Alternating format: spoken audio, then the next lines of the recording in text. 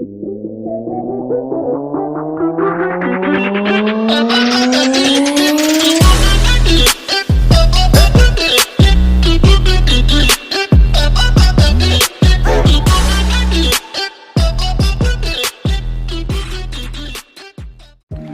magandang umaga guys, at ito na nga, at napisa na yung mga eggs nating tatlo na Rhode Island. So nilipat din natin dito sa brooder pen po natin na box na ginamit nating karton dati. Ito pa rin, so gamit na po to. So sulit na sulit yan.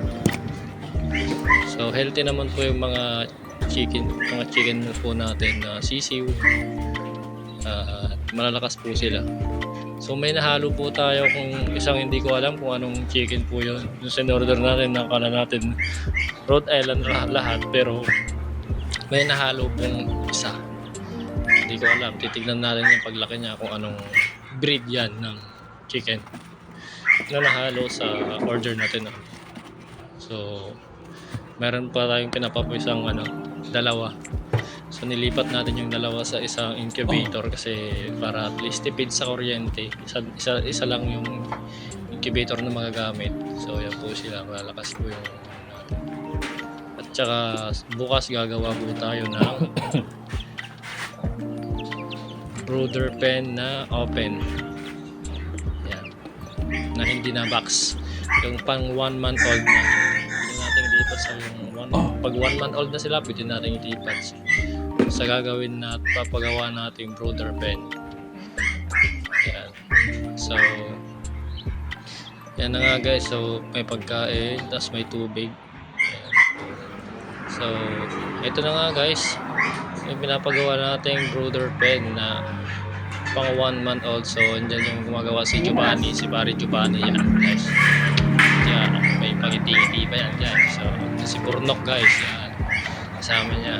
So pinupinturahan guys para tumibay at maging maganda yung natin brooder pen po natin pang 1 month old po.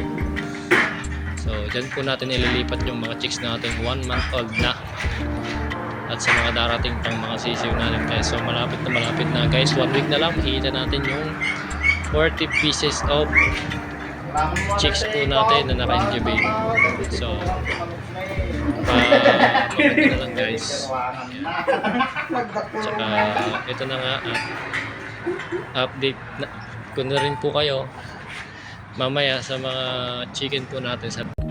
So hello guys, magandang hapon po sa inyo lahat. So quick update po tayo sa mga manukan po natin, at saka tignan po natin yung mga pinakain natin ngayon sa mga merienda nila.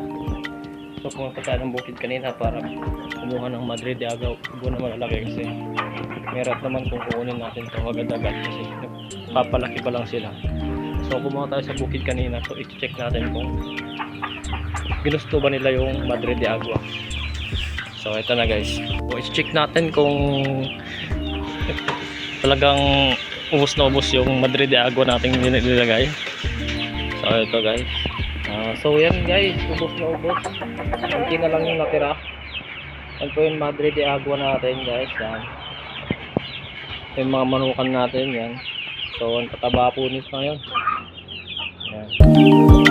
So yan yung Madre de Agua, then dito din ubos din yung Madre de Agua. Ayun, sinasip ko lang dyan guys. Yan yung manok natin, ito po sila. Yan yung Rhode Island, yan yung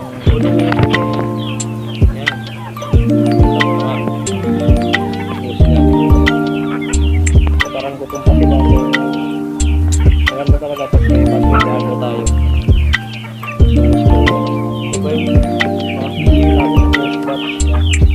So may isang buwan na to guys, napakalalaki na. Ito rin yung 3 weeks old natin, yung second batch na sisiyo yan, yung mga 3 weeks old natin. So napakaganda guys, wala pang mortality na nangyayari. So healthy silang lahat at walang mortality. So good news yan sa atin. So baka bukas siguro lilinisin natin yung brooder kasi masyado na madumi, at ililipat na natin to sa ko sa screen. Yan guys. Yan. So, tignan nyo naman yung mga manok natin. Ayan sila. Ayan. So, healthy sila guys. Ayan. Ayan sila healthy yung manukan natin. Ayan.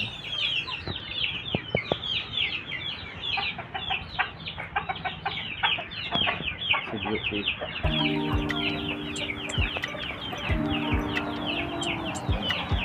So, nag-stop po mangitlog yung mga hens natin kasi tapos na silang nangitlog. So, breeding season ngayon at siguro i-condition natin yan after 1 month para ano mangitlog ulit sila.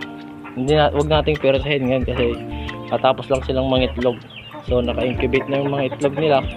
So, check natin yung mga itlog na naka-incubate, yung mga itlog ng mga hens natin guys.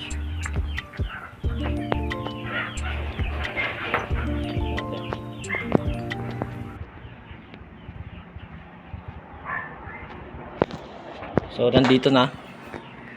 Yan yung mga itlog po natin ng mga hens natin. So, fertile na po yan lahat. Dito rin yung sisiw natin na Rhode Island Red. Order natin online. Maraming salamat guys at sa mga bago pa lang sa YouTube channel po namin, mag-subscribe and like and share na rin po kayo. So, salamat and peace po.